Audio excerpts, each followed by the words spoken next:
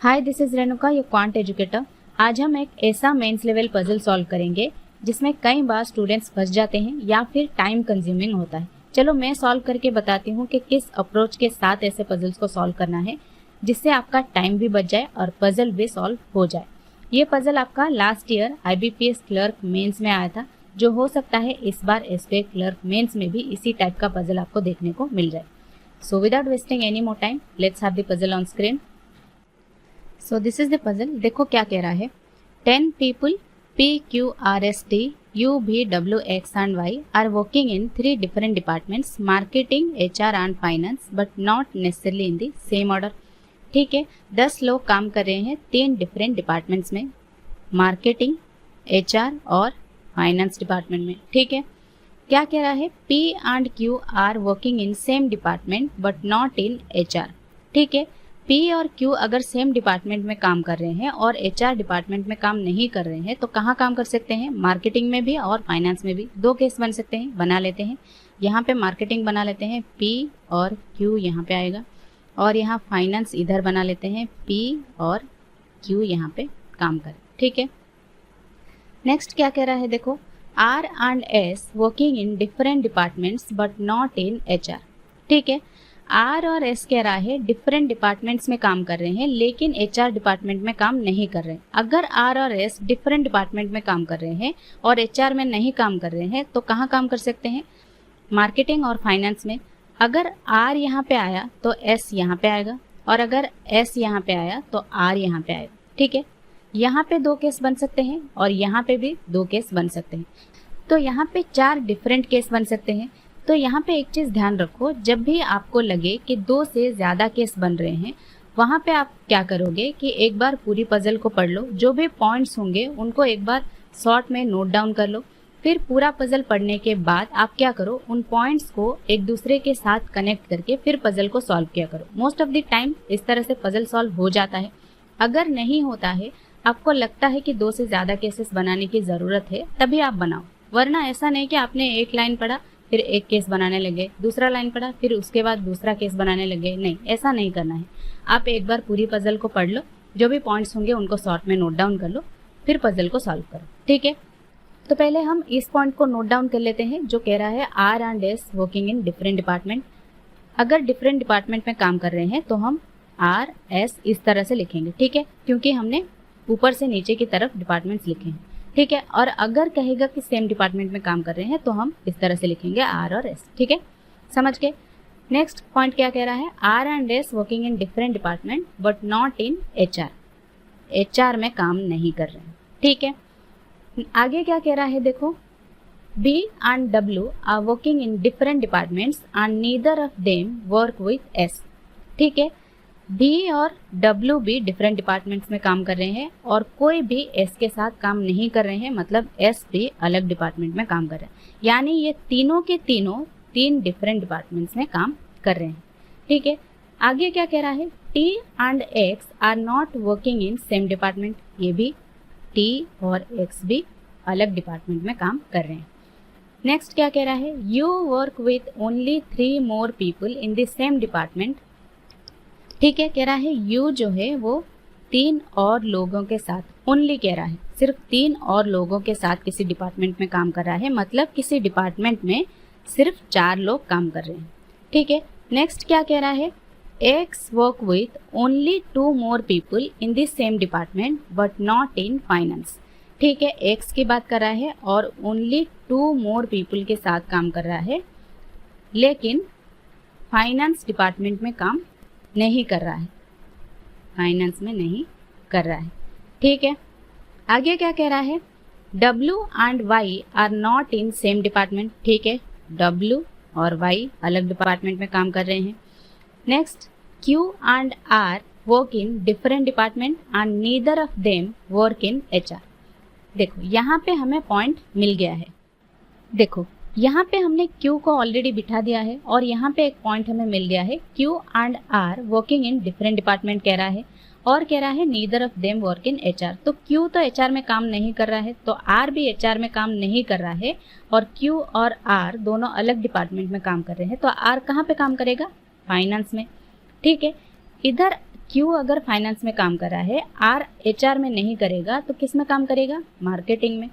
ठीक है, और यहाँ पे एक पॉइंट हमने लिखा था, देखो आर और एस डिफरेंट डिपार्टमेंट में काम कर रहे हैं लेकिन एचआर डिपार्टमेंट में काम नहीं कर रहे हैं। ठीक है, अगर आर यहाँ पे मार्केटिंग में कर रहा है और एस एचआर में नहीं करेगा तो कहाँ पे करेगा? फाइनेंस में। ठीक है, सिमिलरली यहाँ पे अगर फाइनेंस डिपार्टमेंट में आर काम कर रहा है तो एस एचआर में काम नहीं करेगा तो कहाँ पे काम करेगा? मार्केटिंग में काम करेगा। ठीक है, ये पॉइंट तो कैंसिल हो गया हमारा। नेक्स्ट क्या कह रहा है, देखो W works neither with P nor in HR department. ठीक है, W और P डिफरेंट डिपार्टमेंट में काम कर रहे हैं और W जो है वो HR डिपार्टमेंट में काम नहीं कर रहा है। ठीक है, आगे क्या कह रहा है, P does not work with U and B। ये भी एक है पॉइंट, P U और B के साथ काम नहीं कर रहा है। नेक्स्ट क्या कह रहा है, देखो T does not work in HR department but works with R who works in marketing department. ठीक है, देखो T HR डिपार्टमेंट में काम नहीं कर रहा है और कह रहा है R के साथ काम कर रहा है जो कि मार्केटिंग डिपार्टमेंट में काम कर रहा है।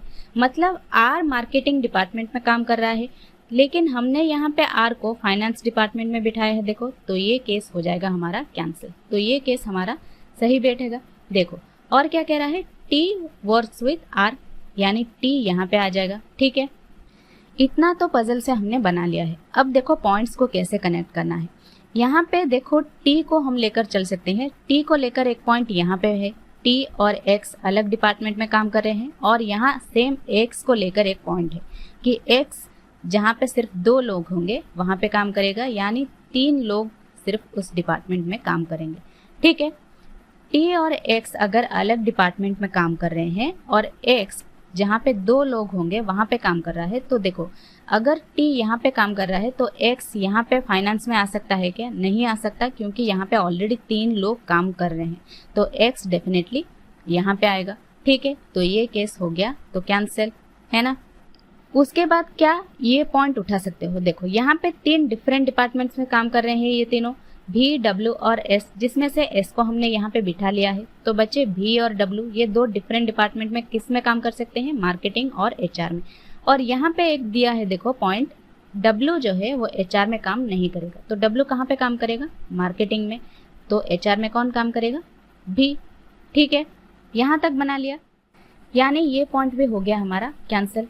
अब देखो यहाँ पे X है और यहाँ X को लेकर एक पॉइंट है कि X उस डिपार्टमेंट में काम करेगा जहाँ पे उसके साथ सिर्फ 2 और लोग काम कर सकते हैं, यानी उस डिपार्टमेंट में सिर्फ 3 लोग काम कर सकते हैं। ठीक है, यानी यहाँ पे किसी एक को आना चाहिए और ठीक है, और यहाँ पे एक पॉइंट है, देखो P U और V के साथ काम नहीं कर रहा है तो U कहाँ पे आ सकता है? देखो U यहाँ पे आ सकता है क्या? P U के साथ काम नहीं कर रहा है तो यहाँ पे नहीं आएगा। U यहाँ पे आ सकता है क्या? नहीं आ सकता, देखो क्योंकि U के साथ 3 और लोग होना चाहिए लेकिन यहाँ पे तो सिर्फ एक ही प्लेस बचा है तो U आएगा यहाँ पे। ठीक है, तो ये पॉइंट भी हो गया कैंसिल। बचा क्या? W और Y डिफरेंट डिपार्टमेंट में काम कर रहे हैं तो Y कहाँ पे आएगा? यहाँ पे तो नहीं आएगा क्योंकि यहाँ पे ऑलरेडी 4 हो चुके हैं, यहाँ पे 4 हो जाएंगे तो यहाँ पे एक प्लेस ऑलरेडी बाकी है यहाँ पे। ठीक है, तो डेफिनेटली Y आएगा यहाँ पे। ठीक है, अब हो गया ये पूरा पजल सॉल्व। अब चलो देखते हैं क्वेश्चंस क्या कहते हैं।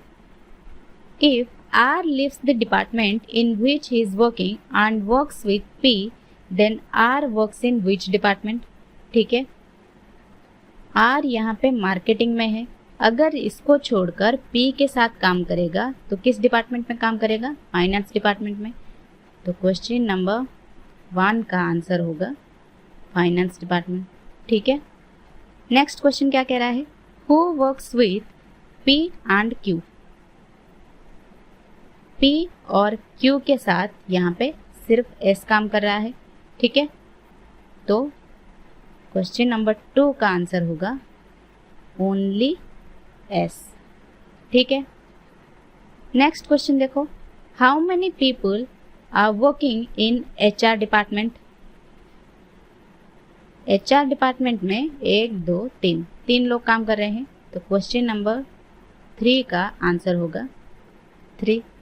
ठीक है, अब ये नेक्स्ट क्वेश्चन आपके लिए मैं होमवर्क के लिए छोड़ रही हूँ। इस क्वेश्चन का आंसर आप मुझे कमेंट सेक्शन में करना, ठीक है। If the people working in finance department are started working in marketing department, then total how many people are working in marketing department? सो ये था IBPS clerk mains memory based puzzle. और भी IBPS clerk mains में जितने भी puzzles आए थे उनको आगे आने वाले क्लासेस में सॉल्व करवाऊंगी। आज के लिए इतना ही। आई होप ये सेशन आप सबको पसंद आया होगा। If you find this video helpful to you then don't forget to give it a like, that's really helps us in reaching out to more students. So yeah, that's it for today. Bye bye. Take care.